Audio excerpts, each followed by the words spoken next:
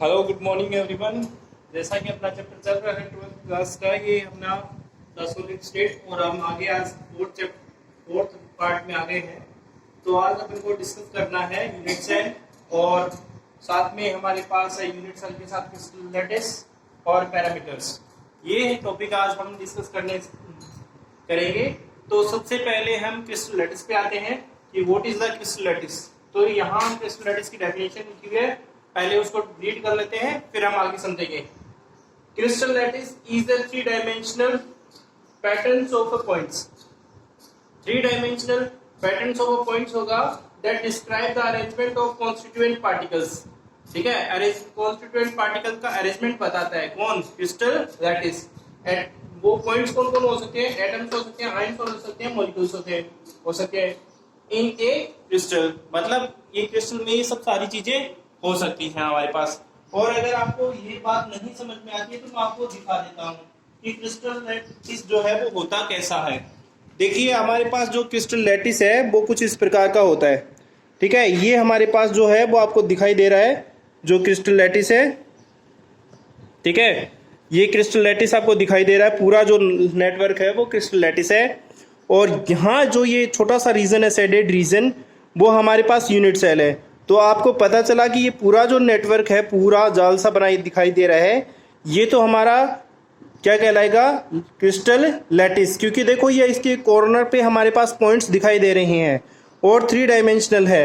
इसी तरीके से एक यूनिट है, यूनिट पे वो भी है, वो जो सेडेड रीजन है वो भी थ्री डायमेंशनल है। और ये यूनिट है वो बार बार रिपीट हो सकती है इसमें डिफरेंट डिफरेंट डायरेक्शंस में। ठीक है, तो इनके बारे में हम आगे, मतलब यूनिट सेल के बारे में हम अभी डिस्कस करेंगे। क्रिस्टल लैटिस को आपको मैंने दिखाया, पैटर्न भी दिखा दिया कि कैसे बनाई जाती है क्रिस्टल लैटिस। ठीक है, वो आप बना लेंगे देखिए। ठीक है, और यहाँ हमारे पास जो है मैंने आपको बता दिया है कि क्रिस्टल लैटिस होती क्या है। फिर आता है यूनिट सेल। देखिए यूनिट सेल में हमारे पास है unit cell is the smallest repeating unit.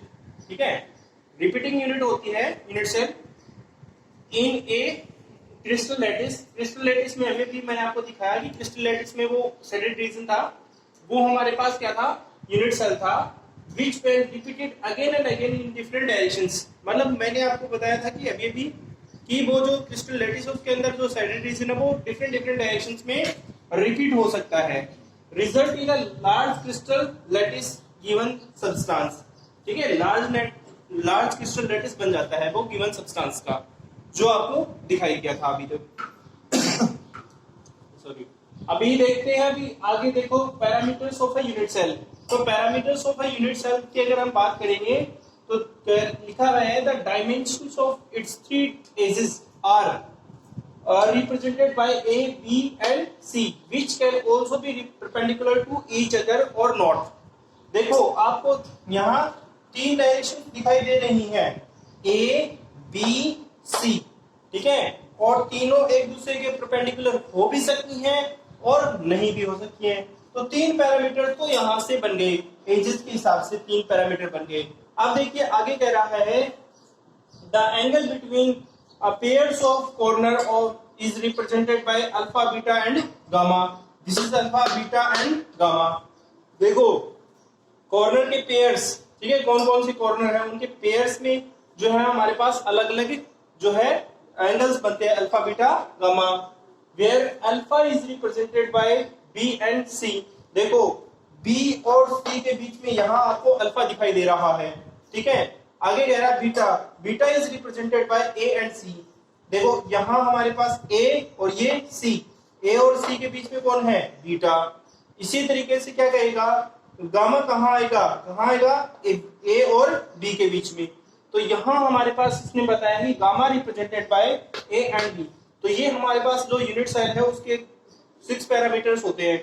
मैंने यहाँ लिखा भी है there are 6 parameter of a unit cell. Unit cell में पैरामीटर्स कितने होते हैं? 6 होते हैं, जो आपको दिखाई दे रहे हैं। ये तीन तो एजेस के बेसिस पे ए, बी, सी, और तीन एंगल के बेसिस पे अल्फा, बीटा और गामा। ये आपको बहुत ध्यान रखना है, डायग्राम बहुत अच्छे से समझना है, ये बहुत जरूरी है। अगर नहीं समझ में आएगा तो आप ये डायग्राम ड्रॉ नहीं कर पाएंगे, और नहीं कर पाएंगे तो दिक्कत हो जाएगी आप लोगों को, है ना, एग्जाम में समझ में नहीं आएगा। तो ये बहुत ज़रूरी है कि आपको ये डायग्राम अच्छे से समझ में आना ज़रूरी है। ओके, तो चलिए हम देखते हैं कि आगे हमारा क्या टॉपिक रहेगा अभी। तो चलिए गाइस, हम आगे देखते हैं आगे क्या करना अपन को। आगे हम देख रहे हैं तो हमें general characteristics of crystal lattice पढ़नी है। तो इससे पहले मैंने आपको पैरामीटर्स के बारे में बताया, ठीक है, यूनिट सेल के बारे में बताया, क्रिस्टल लैटिस के बारे में बताया। अब इसने बता दिया कि कैरेक्टरिस्टिक्स ऑफ क्रिस्टल लैटिस। तो बेसिकली हमारे पास क्रिस्टल लैटिस की जो कैरेक्टरिस्टिक्स है वो 4 है, और 4 हैं उनको 1 बाय 1 हम डिस्कस कर रहे हैं यहाँ पर कि क्या है 1 बाय 1। तो चलिए पहला स्टार्ट करते हैं। पहला लिखा हुआ है each point in a crystal lattice is called lattice point और लैटिस पोजीशन। ठीक है, जो भी लैटिस होगा उसके अंदर जो पॉइंट्स होंगे, एटम्स, आयन और मॉलिक्यूल, उसके अंदर हम क्या कह सकते हैं, उसे या तो लैटिस पॉइंट कहेंगे या लैटिस पोजीशन कहेंगे। पहली कैरेक्टरिस्टिक्स ये है। दूसरा, each lattice point represented by a constituent particles in a crystal lattice which may be an atom, a molecule or a ion। मैंने आपको पहले ही बताया है कि क्रिस्टल लैटिस के अंदर जो लैटिस पॉइंट या लैटिस पोजीशन होगी या लैटिस पॉइंट होगा उसमें क्या हो सकते हैं, या तो एटम हो सकता है, या मॉलिक्यूल हो सकता है, या आयन हो सकता है। इन तीनों चीजों में से कोई एक जरूर होगा। ठीक है, The symmetry of a crystal is determined by the three-dimensional arrangement of lattice point। हमें ये पता है, अभी मैंने आपको यूनिट सेल बना के दिखाई थी, तो 3-dimensional नेटवर्क हमें पता होना चाहिए। 3-dimensional arrangement of a constituent particle होता है, ये अपन को पता है। फिर हम बात करते हैं last and final, the regular arrangement of is determined by the combination of a linear line at these lattice points like this। Example देखिए, ये मान लीजिए मेरे पास एक पॉइंट है, ये दूसरा पॉइंट है, ये तीसरा पॉइंट है और ये चौथा पॉइंट है। मैंने इसको इससे लीनियर लाइन से, इसको इससे और इसको इससे ऐसे ज्वाइन कर दिया। तो लीनियर लाइन से ज्वाइन करने के बाद में हमें क्या है, ये नेटवर्क देते हैं। ठीक है, नेटवर्क बन जाता है इनका एक। तो ये हमारे पास इनकी general characteristics of A crystal lattice थी जो हमने अभी तक पढ़ी, general characteristic of crystal lattice. Okay, अब हम आगे आ जाते हैं types of crystal system. Types of crystal system में अगर हम बात करें तो हमारे पास बेसिकली 2 टाइप होते हैं। देखो इसमें लिखा हुआ है the crystal made up of the unit cell which can be divided into 2 classes. 2 class में डिवाइड किया गया है। पहला है सिंपल यूनिट सेल,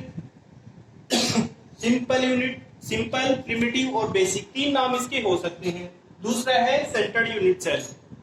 चलिए हम यहाँ डिस्कस कर रहे हैं कि हमारे पास जो यूनिट सेल्स हैं या क्रिस्टल सिस्टम है वो कितने प्रकार के होते हैं। तो वो हमने आपको बताया कि 2 प्रकार के होते हैं। अब हम इनको आगे समझते हैं।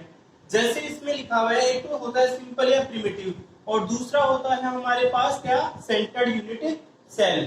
ठीक है, एक तो होता है बेसिक, प्रिमिटिव या सिंपल यूनिट सेल कह सकते हैं, और एक होता है सेंटर्ड यूनिट सेल। पहला हमारे पास है सिंपल, बेसिक या प्रिमिटिव यूनिट सेल। हम तीनों नाम लिख दिए हैं यहाँ, तो आपको एग्जाम में कोई दिक्कत नहीं होगी। आगे लिखा है the unit cell in which constituent particles is present found only at the corner of each unit cell. देखिए मैं आपके सामने एक यूनिट सेल बना रहा हूँ। यहाँ देखेंगे आप लोग कि जैसे मैंने मान लीजिए ये एक यूनिट सेल बनाई है यहाँ, ठीक है, ये यूनिट सेल बन गई है, बन के तैयार है। और ये यूनिट सेल बनने के बाद हम देख सकते हैं कि इसके हर कॉर्नर पे एक एक पार्टिकल प्रेजेंट होना चाहिए। एक, इसके ऊपर दूसरा, तीसरा, चौथा, पांचवा, छठा, सातवां और ये 8वां। हर कॉर्नर पे एक एक पार्टिकल प्रेजेंट हो, हर कॉर्नर पे प्रेजेंट हो, उसे हम क्या कहेंगे, या तो बेसिक कहेंगे, या सिंपल कहेंगे, या प्रिमिटिव कहेंगे, यूनिट सेल कहेंगे। तो इसने यही बोला है कि the unit cell in which constituent particle such as points are found only at the corner of each unit cell is known as a primitive और बेसिक और सिंपल यूनिट सेल। आगे आप लिख सकते हैं इसको। ठीक है, फिर हम बात करते हैं दूसरा टाइप का। दूसरा टाइप हमारे पास आ गया है centred unit cell. Centred unit cell की बात करते हैं तो when a constituent particle in a unit cell are present at the some other position beside the corner, then these are known as the centered unit cell। मतलब हमारे पास beside the corner के अलावा अगर कोई दूसरी पोजीशन पे अगर कोई कॉन्स्टिट्यूएंट पार्टिकल प्रेजेंट है तो उसे हम क्या कहते हैं, सेंटर्ड यूनिट सेल का नाम देते हैं।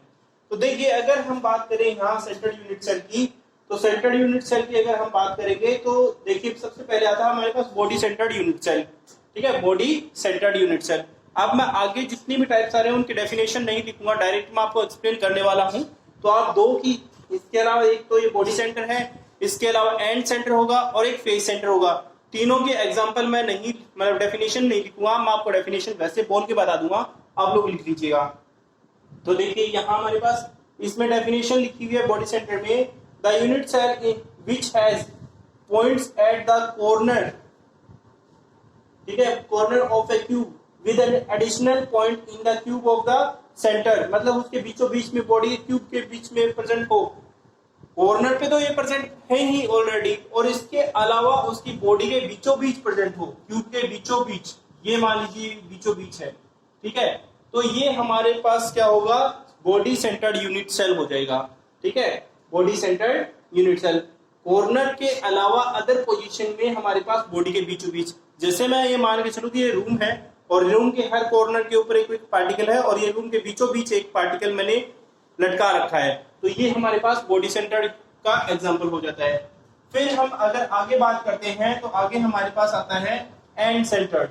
एंड सेंटर्ड यूनिट सेल की बात करते हैं तो एंड सेंटर्ड यूनिट सेल की डेफिनेशन अगर आप लोगों को बताऊं तो सेम आप ये जैसे बॉडी सेंटर की लिखी, उसमें आप ये लिखेंगे, सिर्फ जहां एडिशनल पॉइंट की बात की है मैंने, वहां आप लिखेंगे additionally particle present at opposite two faces, opposite two faces पे, है ना, अपोजिट टू फेसेस पे। कौन सा कर रहे हैं अपन, एंड सेंटर्ड यूनिट सेल। ठीक है, यूनिट सेल, ध्यान रखिएगा, ये बात आपको ध्यान रखनी है। ठीक है, एंड सेंटर्ड यूनिट सेल की बात कर रहे हैं तो आपको मैंने बताया कि देखो आपको लिखेंगे कि unit cell the particle present at a corner as well as additional point are present at the opposite two faces are known as end centred unit cell. देखिए यहां से मैं इसको रद्द कर रहा हूं, इसके अलावा एक तो नीचे वाली फेस में और एक ऊपर वाली फेस में प्रेजेंट हो। ठीक है, इसे हम क्या कहेंगे, इसे हम एंड सेंटर्ड का नाम दे देंगे। मैंने जैसे कि बताया कि हर कॉर्नर पे एक एक पार्टिकल क्यूब के प्रेजेंट है और उसके अलावा दो पार्टिकल है उसके अपोजिट फेसेस में प्रेजेंट हो, तो उसे हम एंड सेंटर्ड का नाम दे देते हैं। ठीक है, ये आपको ध्यान रखना है। फिर हम बात करते हैं इसके अलावा अगर हम दूसरा, अगर लास्ट एंड फाइनल, ये दूसरा टाइप था इसका, सेंटर्ड यूनिट सेल का दूसरा टाइप था। पहला तो मैंने आपको बताया कि बॉडी सेंटर्ड यूनिट सेल, दूसरा मैंने आपको बताया एंड सेंटर्ड यूनिट सेल, तीसरा हमारे पास है फेस सेंटर्ड।